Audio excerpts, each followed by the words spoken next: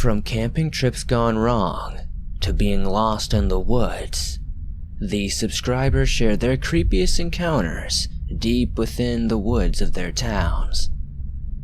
If you have a story that you'd like to share on the channel, be sure to send it to the email or the website in the description down below. I would love to share your story. Let's get into these truly creepy tales.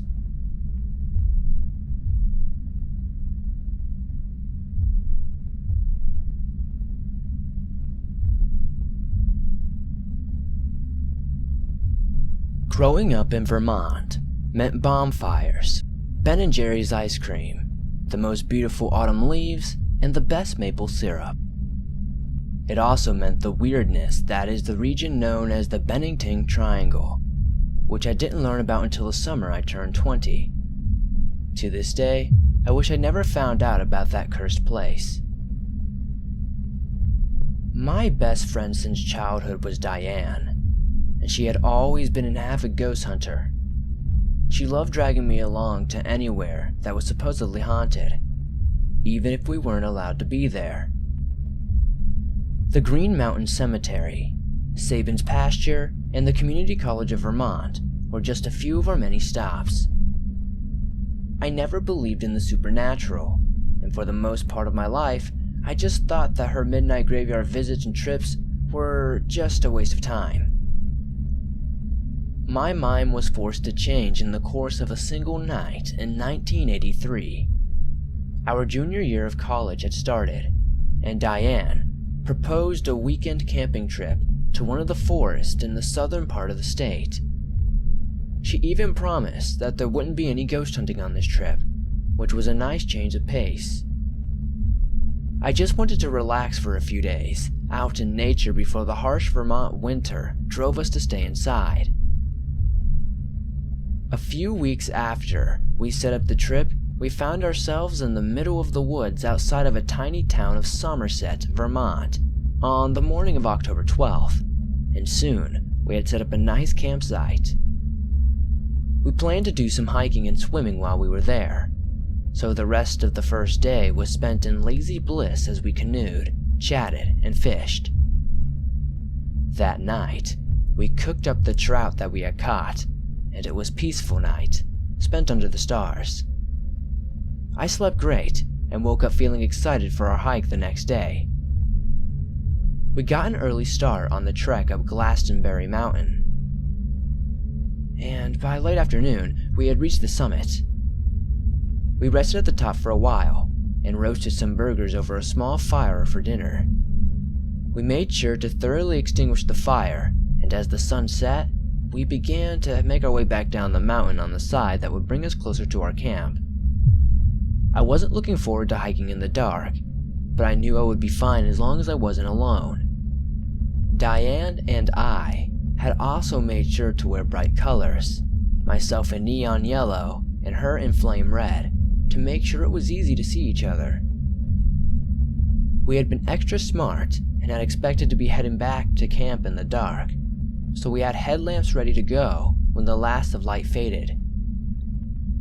We had made it about a third of the way down when we heard crying. I stopped mid-trail, scanning the area to see what it was. It was clearly the crying of a small child, not the woman-like cries of a mountain lion or another animal. I spent enough time in the woods to know the difference, and something about this cry unnerved me. Not a single person lived on the mountain itself, and we hadn't seen anyone at all in the time that we had been up there. I strained my eyes, but I couldn't see any further than our flashlights or lanterns through this dense thicket. I thought I caught a glimpse of something red moving further among the trees, but it was gone as soon as I blinked.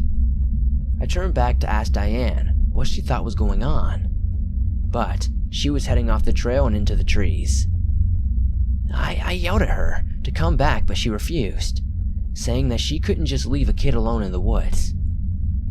I tried to point out that a family was probably camping nearby, but she ignored me and kept walking towards the sound. Against my better judgment, I followed, hesitating before I stepped off the trail. I didn't want her running through inky wilderness, when getting lost or hurt. But I didn't feel comfortable going off the trail either. I didn't know any of these woods, and I was very nervous about that. Within 10 minutes, I regretted my decision.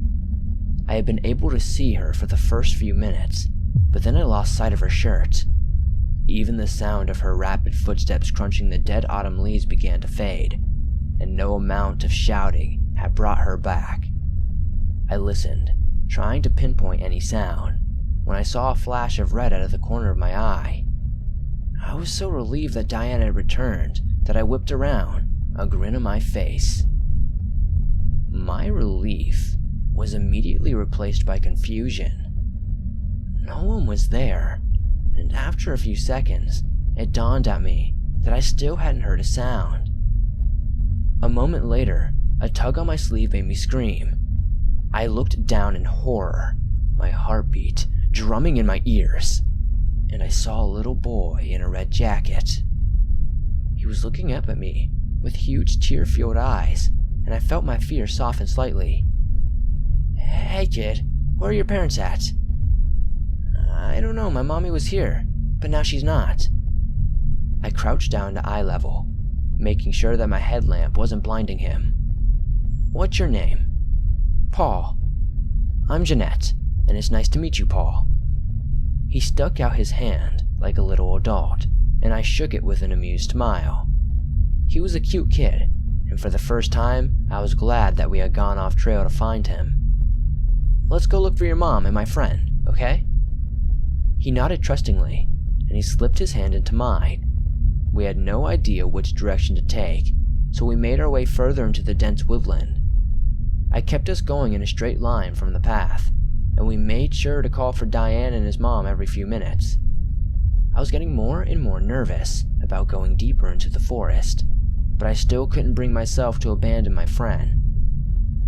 Nearly 2 hours later, we ran into the trail again, and it was very close to our campsite. I was hoping that Diane had been smart enough to wait there for me if she had made it this far, and I was extremely worried at this point. We both had a small flare gun on us in case of an emergency, and that was the only thing assuring me that she was still okay. I got a fire going, since Paul's hand was frigid, and I offered him to warm up with some cocoa. He politely declined and curled up in a camping chair by the fire. I sat there in our chair for about an hour waiting for Diane to return, and at some point I must have dozed off. When I woke up, there was a woman by the fire with a weirdly blank look on her face. I blinked rapidly to shake the sleepiness from my eyes, thinking she was a dream, but the figure it remained. I was confused, and I began to panic when it dawned on me who she was. "Hi, you must be Paul's mom. I'm so glad you found us." "My name is Paula." "Oh, that's cute. You named him after you." He's not my child." "Oh, sorry." She hadn't moved, and the silence stretched tensely between us. I yawned and rubbed my eyes since I thought I was seeing things.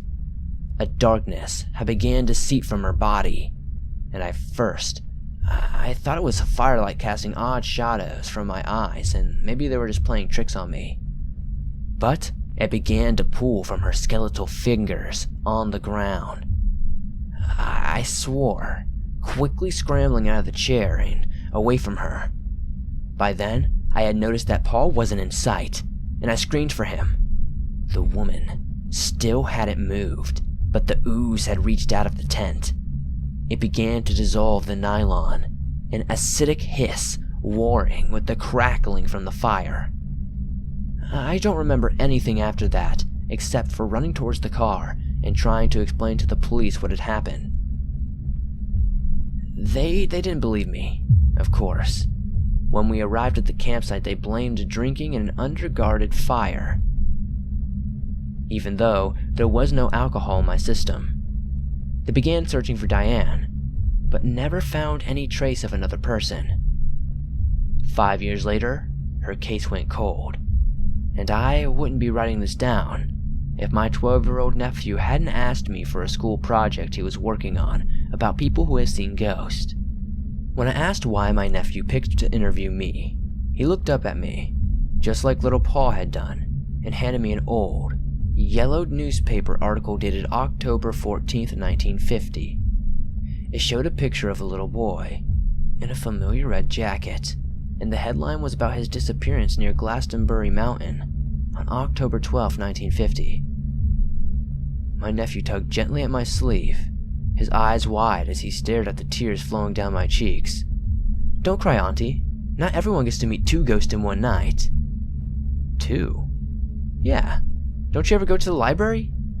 I shook my head, and he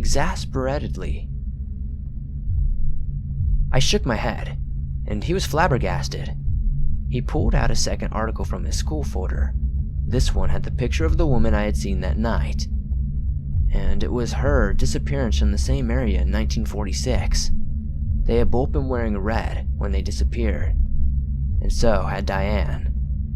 I know I'll never go back there, but if I were to, I believe that I would see 3 ghosts.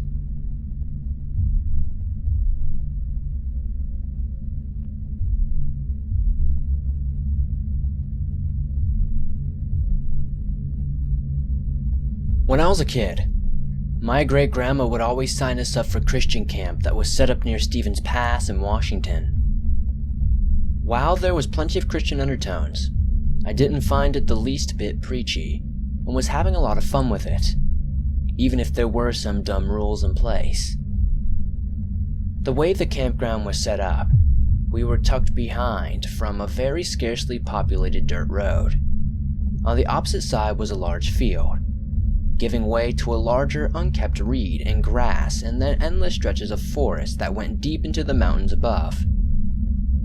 The lodge was on the south side with the staff cabin on the edge of the dirt road and the southernmost part of the camp. The camper cabins were further north, some tucked away in lightly wooded areas while others bordering the large field alongside the camp outhouse. The outhouse was large.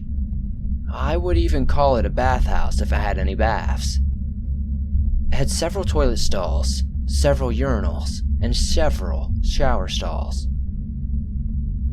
The campground was big on its history, something I never bothered with during all my years there.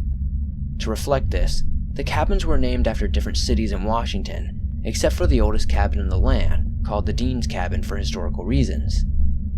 There was nothing special about it other than it was old. There seemed to be some lore about the place that seemed to evolve and change throughout the years. One year, Dean's cabins would be haunted. The next year, someone drowned in the swimming pool. And the next year, someone would die at the playground. At first, it was kind of cool, but it got boring. I'm straying from my story. This story takes place the very first time I went to camp, when I was 6. My parents showed me to my cabin, and helped me drop my bags off before giving me a $20 credit to use at the camp's commissary to buy sweets with. My parents left and I sat around my cabin with some other strange boys my age until our counselor arrived.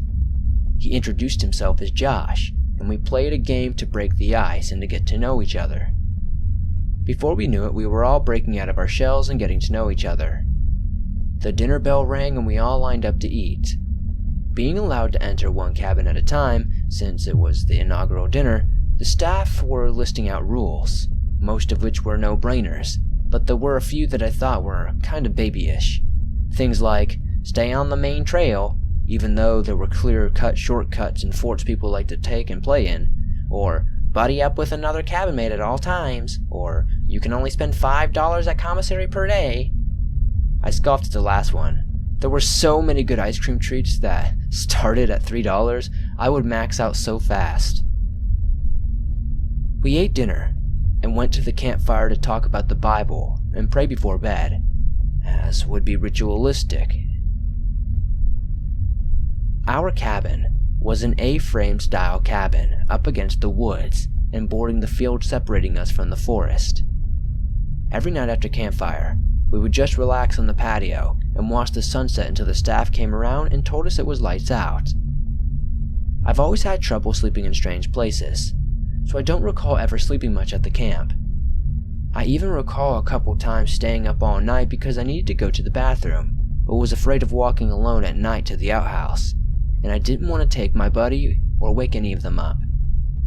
As the days went on, I became more brave, eventually being brave enough to pee right outside the cabin door, just in case the monsters of little boys were ready to nab me off the front porch. I still think Josh was a large influence on why I don't fear the unknown as much as I used to. Whenever we did anything, he always found a way to spice it up and enrich the experience to make us more brave. The last night we were there, we played a large-scale game of hide-and-seek with the staff being the seekers and the campers and counselors hiding. I'd become sort of attached to Josh. He was like a cooler older brother. So, he put me in a tree and hid below the tree in a bush, and we never were found. The bell rang, signaling the end of the game, and to meet at the lodge to do a head count before returning to our cabins for the night. It was pitch black, but I was enthralled by how much fun I was having, and having seemed to conquer my fear of the dark in such a remote place. I wasn't the only one who felt this way. Kids were running alongside us, some even managing cartwheels with nothing more than a flashlight to guide their hands and feet across the ground. Josh must have been inspired by everyone having such fun, and he said he had an idea for the final night of camp. We all got to the lodge and everyone was accounted for. They made their standard, "This is the last night of camp, so treasure your time with your cabin mates and get phone numbers," speech before running through the rolls one last time. "Can we sleep outside tonight?" Josh asked, to which the answer was a solid no. We didn't get an honest explanation why. It was just against the rules. Josh didn't take no for an answer, and when we got back to the cabin, he insisted we do it anyway. Everyone agreed with him, and we formulated a plan to act like we were in bed until the staff curfew came to make sure we were in bed. After the coast was clear, we slipped out the front door, bringing our pillows and sleeping bags with us. The field was completely empty, and rather eerie looking in the night sky, with nothing but stars to light up the field. We made it about halfway before we heard panicked footfalls, and we dropped down by some nearby underbrush. It was a single staffer, running clumsily over the uneven field. I smiled, amused that someone was so much older than me, and was afraid of the dark. We decided to set up right up against where the taller, unkempt grass started. I guess sleeping bags would blend in better against them, making us harder to spot to anyone out wandering the campground at night. I laid there smiling, admiring the camaraderie of all our most daring act yet. I watched the stars about twinkling and casting a calm feeling over me as I listened to the sound of the crickets and frogs. Josh began to talk about God and all of creation, and I guess that's when I finally dozed off. I awoke to a completely silent field. I know it was the same one I had fallen asleep in. It just somehow felt different. There was no longer a calming presence. I lifted my head to look at my cabin mates. Not one of them appeared to be awake. At the time, I had a mummy bag, and I imagined how ridiculous it must have looked to wake up and see this idiotic-looking worm staring at me.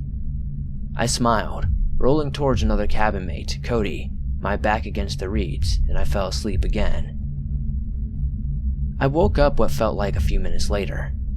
There was a slight breeze brushing over the grass. It was calming. I started falling back to sleep when I heard the faint sound of what I could only imagine to be footfall through the long grass.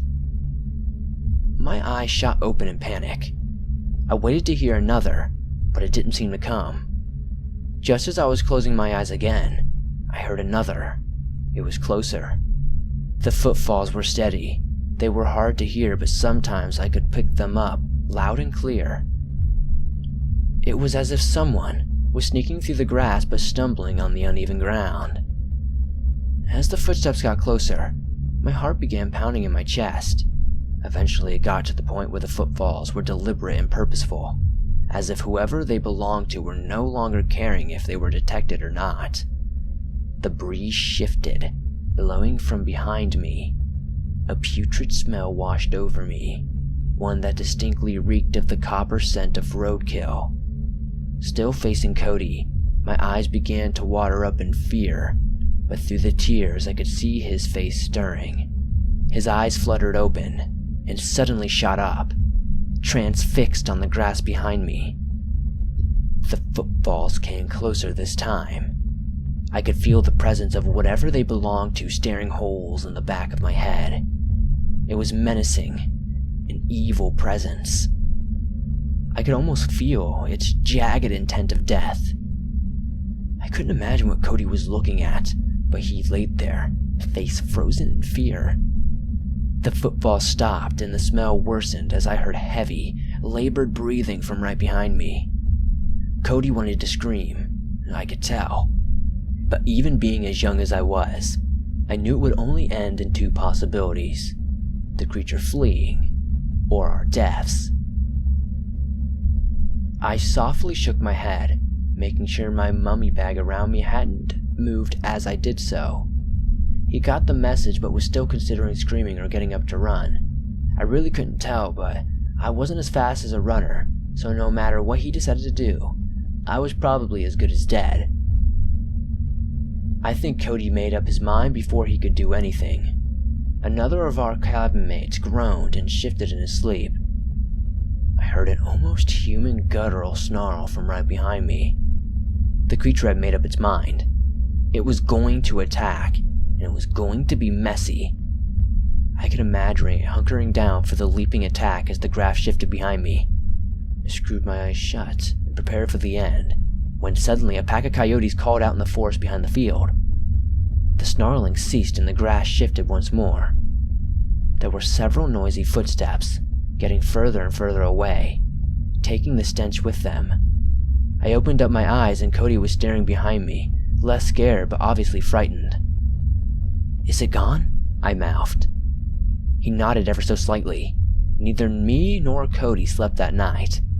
We didn't speak a word about it until it was time to leave camp for the year. I approached him before he left and asked what he had seen. He described a very malnourished-looking humanoid. He had the legs and torso of a man, but the head was that of a decapitated deer, and it looked like it put it over its own. His arms were that of a dog's, but when it was preparing to attack, the creature unsheathed some long, lion-like claws. He said he had told Josh, but Josh never believed him. I've never seen Cody again, and I never got to ask Josh about the encounter since he unfortunately lost his life in the Middle East. I've only shared this story once. People have told me it could have been a Wendigo. I've been back several times after this incident, and I haven't found anything else as bizarre as that night.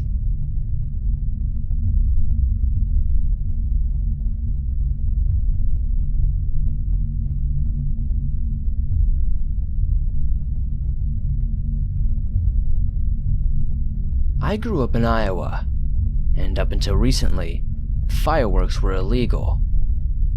That didn't stop many of my friends and I from jumping across the Mississippi into Wisconsin and buying them.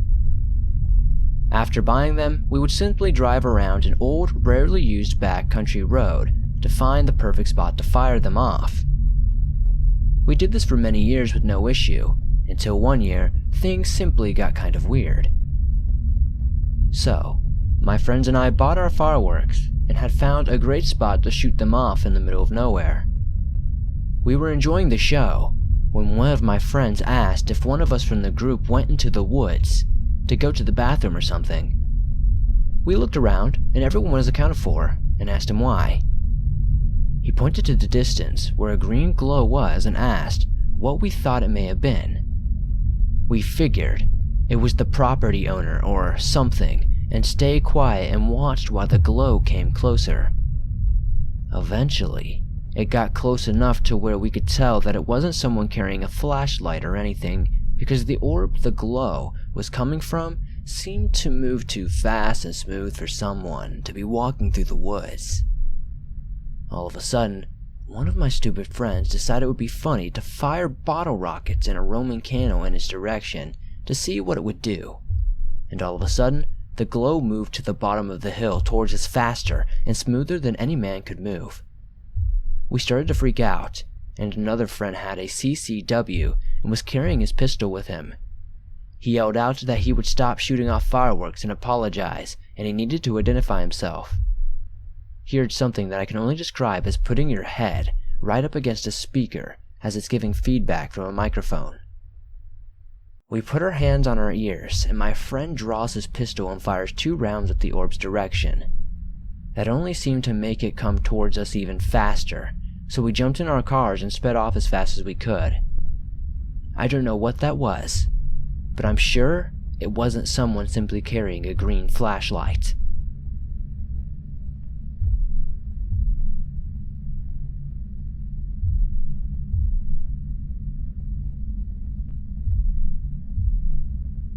My name is Danny, and I am a college student. I live in an Asian country. Today, I will share my experience which happened about 5 years ago in 2013, when I was in the 9th grade. I was 15 years old when me and my cousin decided to ditch school and explore the woods, which were not very far from the school. We had heard different stories and rumors about the woods involving paranormal, demons, and strange creatures. There were many incidents reported in the woods. Once, a 14-year-old boy disappeared in the woods and later was found 6 or 7 days later, unconscious, but later he recovered, but had trouble sleeping. Another case was about a boy who was lost and missing for almost 2 weeks and was found, but the creepy part is, he was just 10 years old, so how did he manage to stay alive for 2 weeks alone there? His house was near the woods on the hills, and his family said, we asked him about why he went into the woods, and he said he heard some whispers which told him to explore the woods. Later his family moved from that house because it was not very far from those woods. They said they always felt uncomfortable in that house, and felt like there was something sinister lurking near. So I decided to explore them one day, but I was not going alone, so I convinced my cousin Ali to come with me. We had a motorbike, and it took 30 minutes to reach the woods up to the hills. The weather was quite dark and chances of rain were possible. We parked the bike near a bush and locked it and started walking because the track was high and edgy and our bike would not be able to cover it. The woods were so dark because the trees were close enough to each other that light could not really penetrate them. And the clouds were getting dark also. When we were getting high up through there, it was a strange feeling of being watched and stalked, and my cousin was also nervous because he was a good and regular student who did not like to ditch class. I convinced him to come because he is far more brave and courageous than me. The further we went, there was this strange feeling that I just don't know how to explain. It's like we were not alone, but then I said to myself I'm just overthinking this. But my cousin noticed something strange, the ravens on the trees. He told me about it, but it was not a big deal as I told him they were just crows, and they all lived in the woods. But he seemed confused and told me about the strange silence. I began to freak out as he said this. How could I not have noticed?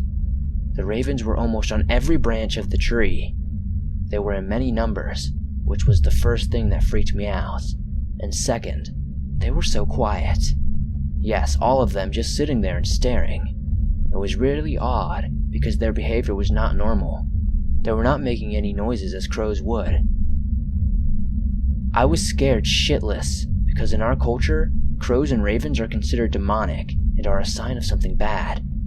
And all of them, just quite like this, was the main reason we both started to get scared.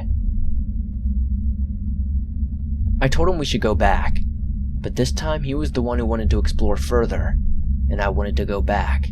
I tried to convince him that we would forget our way back and could not get lost in the woods.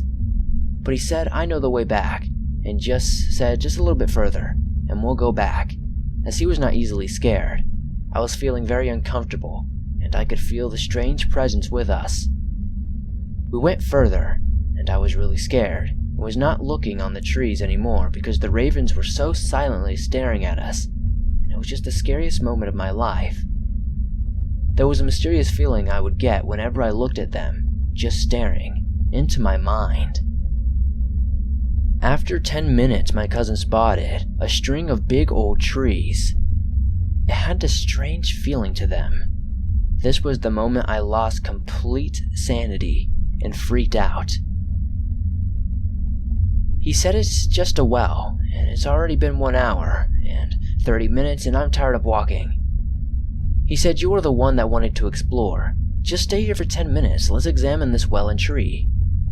There was nothing else I could do to convince him. Later, he told me something that sent shivers down my spine. The tree had symbols carved into it. They were strange symbols. Then he said, I don't know a lot about dark magic and stuff, but it's definitely black magic. He was damn sure of it, and the tree was really old, maybe centuries old, from the looks of it. There was a weird symbol resembling a dark bird. It had a long beak and of course, it was a raven. And my cousin was also losing his shit, but was also not easily scared. We had heard about the strange creatures, paranormal and demons in the woods, but really didn't believe it. But at this moment, what if the reports about the woods were true? I was so damn freaked out. We had a good look, and we didn't find anything else, and it was starting to get dark. Suddenly, we heard a raven caw, and the creepy thing was, we didn't hear it come from the raven. Yes, we were pretty sure it was not the raven in the trees that it made that noise. We both agreed it was time to leave and we went down the hill as fast as we could. We decided to say screw it and throw 1 stone into the well. Later, we would hear more weird sounds start coming from the well, like someone was crying or weeping, and some weird sounds I couldn't explain. It also started raining, but the ravens didn't move from their place. Not one bit. They were just so silent and staring us up and down, which was the creepiest thing to me. We were already creeped out and decided to go back when something made my heart pound. Someone or something whispered. I couldn't understand what it said, but it was really creepy. I asked my cousin if he heard it, and he said he did. My mind was thinking about the stories about the boys who had incidents in these woods, which I stated earlier. We started to run wildly, because the long trail ahead of us was not gonna get any shorter if we didn't go. It was also raining. I was the one behind and my cousin was sprinting away way faster than I was. The ground was slippery, and I couldn't run fast in my weird shoes. I shouted at my cousin to slow down a bit, and then came my worst nightmare in reality. The ravens started making noises, and I was getting scared shitless. I never feared for my life that much until that day. Then, I started feeling heavy, like something was trying to stop me or pushing me back. I shouted and started freaking out. Something was happening to my legs. I felt like they were not attached to me anymore. My stomach dropped. I started feeling heavy, and then all of a sudden, there was a whisper into my ear. It sounded like giggling. Then I was blacked out, and then all became black. I fell on the ground, and that's the last thing I remember. When I woke up, I was out of the woods near our motorbike, lying on the ground. My cousin was there yelling. He was asking me what happened, and why I fell down, and I told him something with a sinister voice whispered, and all became blurry and then I blacked out. He had to carry me all the way out. I was unconscious for almost 2 hours. My clothes were all muddy because I fell down, and due to the rain, we had to go to our school and clean ourselves. Our classmates asked us why we were so dirty, but we didn't tell them because they would think we were crazy. But I now know the many stories about the woods involving missing people and witchcraft are definitely true.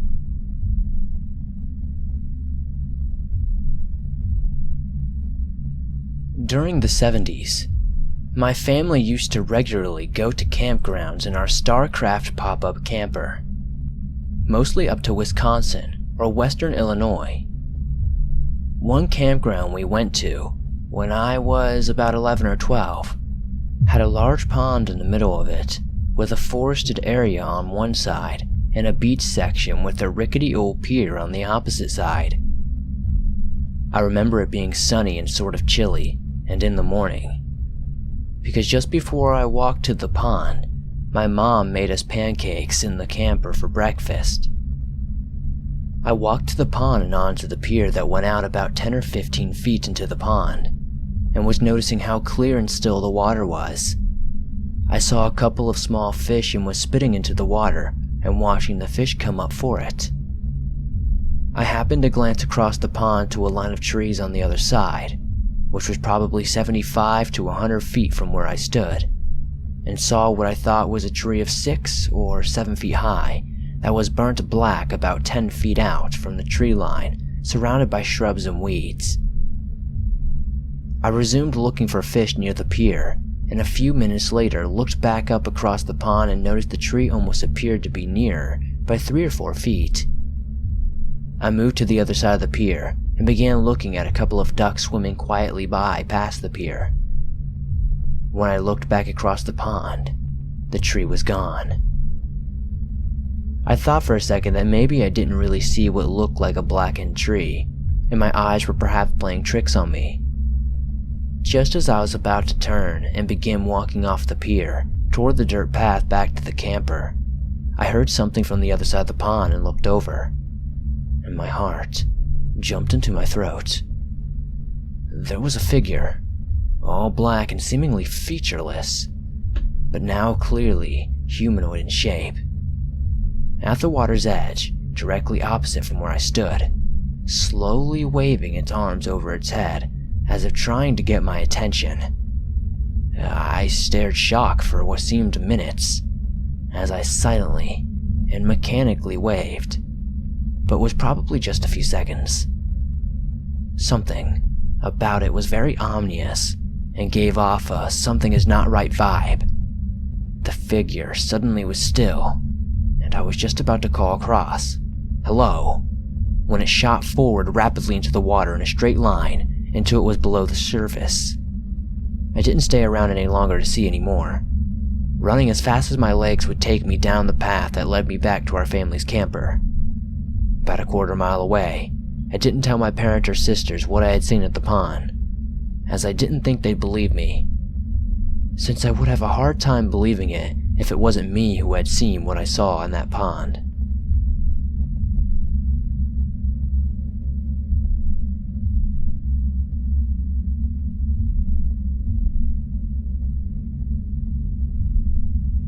Hey guys, thanks for watching this video. If you enjoyed it, be sure to hit that thumbs up as it helps me out a ton. If you're new to the swamp, hit the subscribe button and turn on notifications, as I upload videos almost every single day on creepy things. If you have a story that you'd like to share, send it into the email or the website that you can find in the description down below. I'm currently looking for cabin in the woods stories, so if you have one, be sure to share it. I'd love to hear it. Let me know what you think these mysterious things in the woods that people are running into could be. What is the cause of all these weird missing people's cases? I'd love to know if you made it to the end of this video. See you guys soon for another creepy video.